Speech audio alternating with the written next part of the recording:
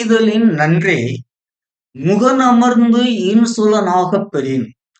அகன் அமர்ந்து ஈதலின் நன்றே முகன் அமர்ந்து இன்சொலனாகப் பெறின்.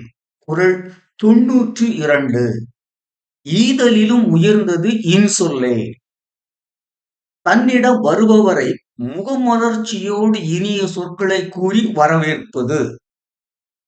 அவரை அன்புடன் அருகில் அமர வைத்து அவருக்கு வேண்டிய பொருட்களை தருவதை விட மேலானது.